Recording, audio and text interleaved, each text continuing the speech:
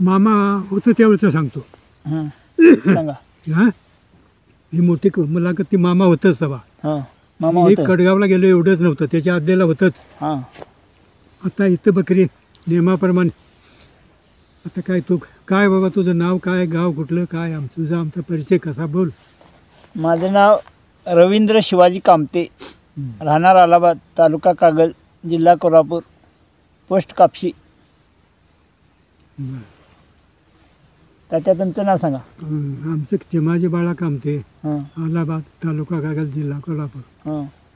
Post Kapshi. मी अलाहाबादचा शेतकरी. हां. ते मामाचं येणं जाणं इथं सरवाटाच्या 2-3 वर्षापासून 9 वर्षाच्या वयापासून आम्हाला येणं जाणं लाभलं. हां. त्या पण ओळख पाळख झाली. बकरी मुगळीला आली, करड्याला आली की गलगलीपासून आम्ही जाणार. हां. मग अशा वेळेला हां. मग बकरी ह्या भागात थांबली, चारली, फिरली, हे सगळं झालं. आणि मग पाडव्याला ते ह्याला जायची काय हां. औरणाळाकडं. औरणाळगड. सिंदरी, औरणाळ, हां. इकडे गडहिंग्लज, भडगाव हां. इकडे गेली. मग आम्ही तिकडे गेल्यावर एकादशी दिवशी जायचं, एक मुक्काम करायचं, द्वादशीला राहून एकादशी. हां. द्वादशीला प्रसाद खाऊन मग आपल्या आपल्या घराकडे परवानगीनं जायचं. बरोबर.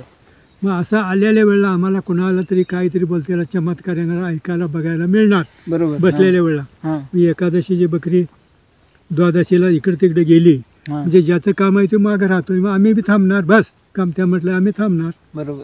थांबल्यावर बोलणं निघालं. आता सुरुवात एक असं सांगायचं झालं हां. तर आम्ही भडगावला गेलतो. हां. जे द्वादशीची माणसं जेवून गेली. हां. आणि मुरगुडचं भोसल्याचं हां. मामाचं भक्तच, हां. त्याच्या घराचा सुद्धा पाया मामाने भरला. हां. कसा ते गवंड्यासने ते घर बांधकाम करणार होतं. हां. अशा वेळेला पाया भरला, मी येतो रे, चिखल कालवून तयार ठेव. हां. आणि कवा येईन सांगता येत नाही, मोतूर असेल तेव्हा मी येणार. हां. मग चिखल कालवून तयार ठेव. रात्रीला सुद्धा ते हजरत राहिलं तिथं. कवा येतोय कुणाला माहीत. बरोबर. 3 वाजायच्या वेळेला मामा हजर. बरोबर. त्याचा भक्त तो. हां. मग त्या पाया भरायच्या वेळेला हां. 3ला मामा हजर. गवंडे आहेत का रे म्हणून विचारला. कालिवला चिखल कालिव हां. कालिवला वरून आणून ठेवलं. मामाने खडा घेतला हां.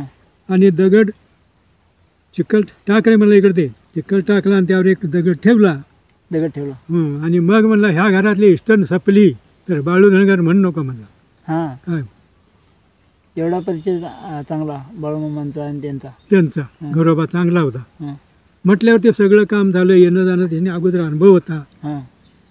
झालं ते घर त्यांचं बांधून पुरा झालं, सगळं झालं. हां. आणि तिथनं आमची बकरी तिकडे गेलेलीच होती. ते दुसऱ्या वर्षी घर पुरा झालं. मग ते येणं जाणं तिथं झालं. हां. मग त्या येण्याच्या वेळेला काय झालं, ते पायाचं अगोदर झालं. पायाचं आणि झालं. मग एकादशीला आम्ही दुसऱ्या गेलेलं. हां. दुसऱ्या त्यावेळेला गेले. ते बायकोला, पोरग्याला आणि आपण हां. ही आवरणाच्या भडगावच्या रानात आली. भडगावच्या रानात. आणि अशी बसली. हां. प्रसाद बिसाद खाल्लं तर उठून गेल त्या पंक्ती. हां. विषय निघाला आणि बोलणं चालू झालं. हां. समजा पोरग्याचं लगीन करा म्हणतो. हां. बरं आहे, चांगली गोष्ट आहे. काय पेढे घेऊन आलास? हां. नाही म्हणला, हे लगीन ठरायचं आहे आणि पोरगा आमचं ऐकना. हां. अरे काय झालं तुला, का करत नाही? तर म्हणला ह्यानी पोरगी काढतील मला पास नाही, मला पास आहे ते ही करत नाहीत. हां. हे बघा तुम्हीच. हां. बरोबर आहे. तू कुठली पोरगी करतोस? हां. युरोपियनची वर आहे म्हणला. बरं म्हणलं, अरे जातीतली असावी. चालत आलेलं रूढीप्रमाण वागत जा. युरोपियन म्हणजे ख्रिश्चन पाहिजे काय? युरोपियन म्हणजे सगळ्यांनी कळतंय. हां. काय युरोपियन म्हणजे परजातीतली, हां. अमेरिकेकडली म्हणा. हां. ती कुठंतरी शाळा शिकाय असेल, तिकडं त्यांचं काही घडलेलं असेल. हां. मग हे घरातल्याशी 5 पडणार पाहुणं पै बडे माणसं झाली. ही हां. सिनेमे टाकी त्यांची. हां. पैसा उमंगर, जमिनी घेतल्या घरच्या भरपूर. हां. आणि मग अशा वेळेला ती कुठली तरी पोरगी घडल्यासनी सगळ्यासनी अपमान वाटणार. हां. ह्याला ती भ्यालेली अब्रूला. हं. मग ती मामाकडे तरी काय करते बघूया म्हणून जाऊन यावं ह्या पद्धतीनं आली. हां. आल्यावर बसली खाली, जेवली नाही. बोलणं निघाल्यावर काय रे बाबा तू का ऐकत नाहीस? तर माझ्या मताप्रमाणे मला ते बरं दिसतंय. नाही, चूक करण्याला शिक्षा आहे आणि असं तुम्ही वागू नका. सांगते घरादाराचं तुम्ही ऐका. कुठली पोरगी तुला चांगली सुंदर कशी शिकलेली पाहिजे त्याबद्दल हुडीक आम्ही नको म्हणत नाही, पण ही जातीतली हुडीक परजातीत जाऊ नको. जात केले कशाला म्हणले, देवानंच केले का आम्ही पिढी चालत आहे त्याबरोबर वागत जाऊया. नाही म्हणले मला हे वागायचं नाही, रक्त एक. आता काय करायचं याच्या पुढ्यात मामाला सुद्धा योगडी आवरणा. बरोबर. प्रत्येकाला अक्कल तीच, डोळं तेच, काय सगळं एक, माणूस तिथनं एक. आणि हे असं मला पास नाही, मला पाहिजे तीच पोरगी मी करून घेणार नाही, घेत नाही. तुमचं काय मत बाबा, आता तुम्हीच काय ते सांगा आम्हाला. हे आता जगणं होईल का मग असं केल्यावर? कसं करावं, आम्ही तोंड जावायचं का नाही? बरं म्हणलं याला औषध आता काय देऊया. अरे हे काय, हे वत्ताड. हे काय आहे, हे वत्ताड कुठं जाते? त्या सारणीत. सारण कुठं जाते? वड्याला. नावं वेगळी का रे? वडा कुठं जातोय? नदीला. नदी कुठं जाते? समुद्राला. सगळ्याला समुद्र म्हण किंवा गटारच म्हण, याक नाव ठेव भाड्या म्हणला. बरोबर. 17 नको. आणि हे काय इथं नंबर, हे नंबर उपडणार शिक्षा आहे का नाही रे? हे नंबर का रावला? सगळे एक नंबर का? आणि ह्यो तू उपडतोस, मग नंबर उपडण्याला शिक्षा आहे. मग त्याला जे अर्ध पाडलं रक्त एक ते म्हणते ब्यालं. आता ह्यो असा तुम्हाला आवडणार नाही. बरोबर आहे, तुझी इच्छा पुरी कर. ह्याच्या नावावर काय काय आहे? ह्याच्या नावावर जमीन जुबला केले, सोनं चांदी आहे, पैसा आहे, घरदार आहे, बंगला आहे, सगळं अनेक नमुना आहेत. हे सगळं मालक ह्योच आहे, एकच पोरगा. सगळं म्हणजे तुमच्या नावावर पोरगी सून बिन कोणाला ही तर त्यांच्या नावावर करा. ह्याला अजिबात याच्या नावावर काय ठेवू नका. आणि ते देतोय लहऱ्या आहे, राग आलेला आहे, त्या मस्तीत हे सगळं नावावर देतोयच.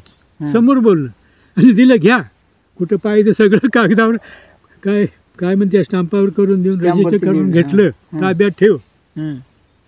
आणि परत एकादशीला आला, सगळी मिळून आली. बरोबर. 15 दिवसात असा उलटा पालट झाला की ह्याला काय झालं, हे नावावर सगळं गेल्या कारणानं त्या पोरगीला त्याला ती कळलं. कळल्यानंतर आमचं लग्न आता ह्याच्या आतच करून घेऊया. ह्याला ती धमक. तिनं सांगितलं की तुला भिकारायला मी कशासाठी करून घेऊ? तुला करून घ्यायला पोटाला काय खाऊ? भीक मागायसाठी? अरे म्हणले हलकटा, मी काय तुला करून घेणार नाही. त्याला मोडलं. मग आले ह्यांच्यावर पाळी. जकास लगीन बिगीन करून घेऊन 15 दिवस लेट गेलं आणि दुसऱ्या वेळेला आणि हाईच. मामा झाले, गोताळा सगळा आला, आमचं चांगलं झालं, असं झालं, सगळं केलं. होतं तसं त्याच्या नावावर केलं, सुनेच्या नावावर केलं, सगळं खुशाल. अशी मामाची करणी. मामा होतं त्यावेळेला हे धनगरच म्हणायची, पण ही मागणं असं जागे जागे कळत गेल्यानंतर मामाचं वजन बसलं. आणि प्रत्येकजण आता काय कुठला बी माणूस आला तर भिवून मामापाशी कोंबड्यासारखा वागणार. काय कधी मामाला येऊन डोचकं टिकून पाया पडतोय, भुईला ते काय बी मामावर कोण टेकतोय, हात कोणी लावला नाही. जवळचा असून तर हात लावायचा अधिकार नाही. बरोबर. असं मामा म्हणजे इस्तू अग्नी. तिथं वागताना असं वागलं पाहिजे की कसपाट एवढं जर त्यातलं काय गेलं तर ते सवयीनं दिडीनं काढून घेते, सोडत नाही.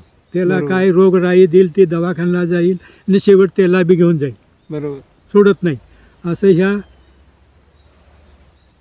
धर्तीवर असा ह्यो बाळोमा. ज्या वेळा तुकाराम झालं, ज्ञानेश्वर आलं, त्या पद्धतीचा आम्हाला राम माहिती होता, त्याच्यातनं आम्ही फिरला. त्यावेळी तिथली माणसं जे त्याला काय दशरथाचा पोरगा म्हणतं, तसं मामाला म्हणजे धनगर म्हणून बोलाली. त्यातला देव हा हे त्यासनी कुठं कुणाला मग कळलंय आम्हाला. बरोबर. काहीच नाही. पण हळूहळू असंच चमत्कारात जागे जागी कळत ज्या वेळेला गेलं त्यावेळेला ह्यो देव आहे, याच्या अंगात भरपूर पावर आहे, ह्यो करेल ते होतंय, ही अशी वचक बसली. म्हणून इथनं पुढं मामाला देव म्हणायला लागली. काही चाराने लोकांना ते नेमकं कळलं. आता तरी सगळ्यांनीच कळलं. होय होय कळलं.